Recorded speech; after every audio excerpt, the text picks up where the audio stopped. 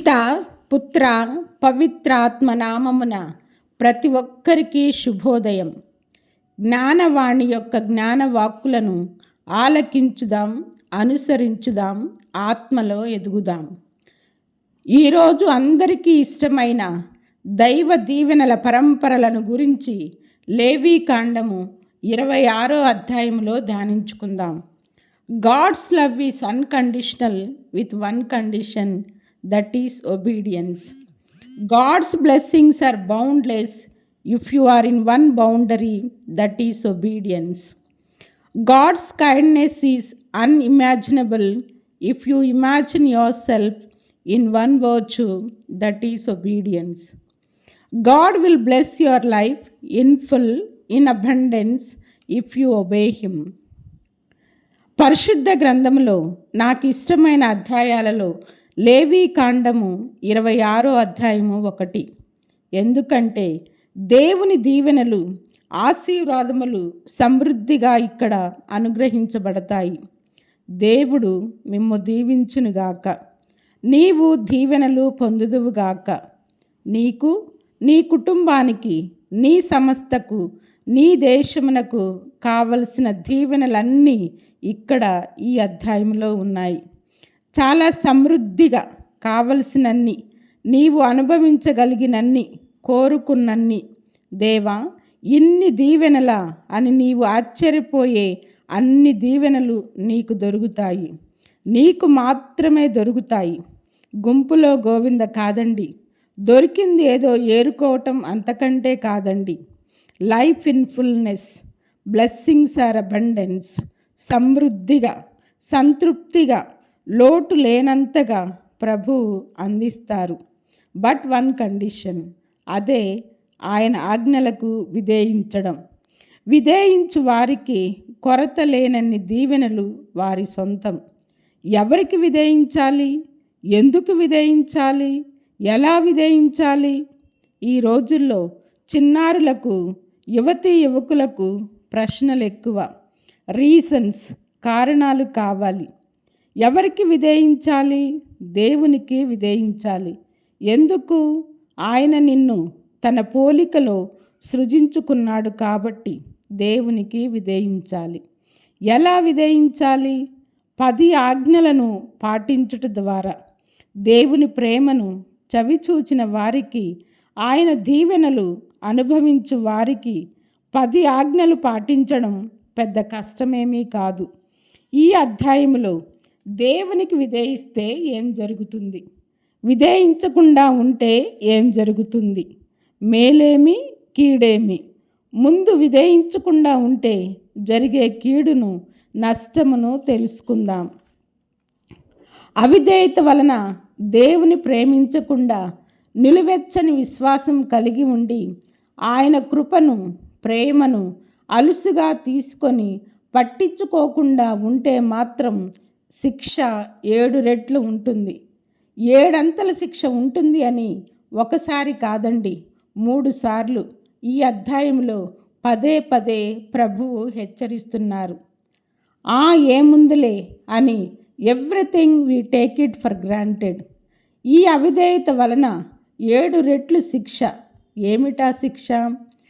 ఎవరో క్రిస్టియానిటీని, క్రైస్తవులను బాధ పెడుతున్నారని, ఏ పార్టీయో అణగద్రొక్కుచున్నదని, హింసలు పాలు చేస్తుందని, దేవాలయాలను, గుడులను కొల్లగొట్టుచున్నారని చెప్పుకుంటూ ఉంటాము.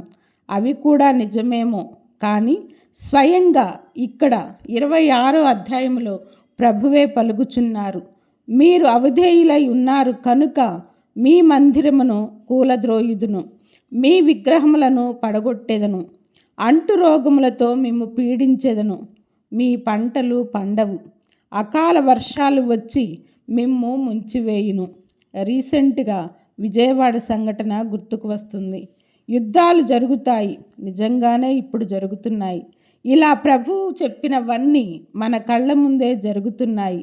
అంటే ప్రతి ఒక్కరూ ప్రశ్నించుకోవాలి, నేను దేవుని ఆజ్ఞలకు విధేయుడనా, అవిధేయుడనా? నీవు క్షేమంగా, సురక్షితంగా, సేఫ్ సైడ్, ఇంతవరకు ఉన్నావంటే అది కేవలం దేవుడు నిన్ను ప్రేమించాడు కాబట్టి, నిన్ను ఎన్నుకున్నాడు కాబట్టి. ఆలోచించు మిత్రమా. ఇక నీవు విధేయిస్తే, దేవుని బలమైన హస్తమునకు లొంగి ఉంటే, దేవునిపై ఆధారపడితే కలుగు దీవెనలు అన్నీ ఇన్ని కాదు, కావలసినన్ని దొరుకుతాయి.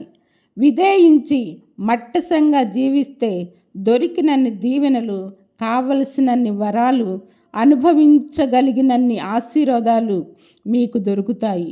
అవి ఏమనగా, మొదటిది, నేను నిన్ను దీవించెదను.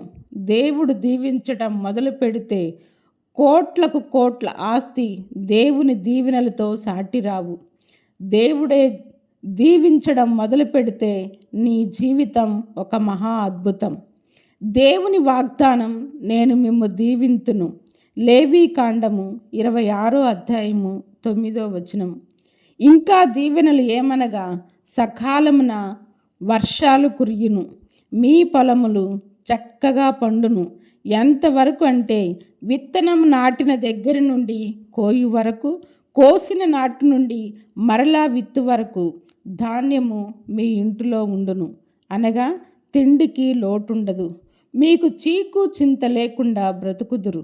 మీ రాష్ట్రమున శాంతి కలుగును. సుఖముగా నిద్రింతురు. కొంతమందికి నిద్ర పట్టడం లేదంటే దేవుని దీవెన దూరంగా ఉందేమో ఆలోచించుకోవాలి. యుద్ధములు జరగవు. సంతానము కలిగి మీరు వృద్ధి పొందెదరు. ఈ రోజుల్లో గర్భఫలము కోసం ఎదురు చూచేవారు ఎందరో. నేను మీ నడుమ వసింతును. దేవుడు మనతో ఉంటే మనకు విరోధి ఎవరు? Who can be against us? హింస కానీ, కష్టము కానీ, బాధ కానీ, ప్రమాదము కానీ ఏది మనకు హాని చేయకపోగా, మనలను ప్రేమించిన ఆయన ద్వారా వీటి అన్నిటిలో మనము విజయం సాధిస్తాము సుమా. బాధపడనక్కరలేదు, భయపడనక్కరలేదు. నీకు ఉన్న బంధకాలన్నీ తొలగిపోయి తల ఎత్తుకొని తిరుగునట్లు ప్రభువు నీకు గౌరవమును ప్రసాదించును. అబ్బా, ఎన్ని బ్లెస్సింగ్స్ అండి! ఇంతకంటే జీవితానికి ఏమి కావాలి?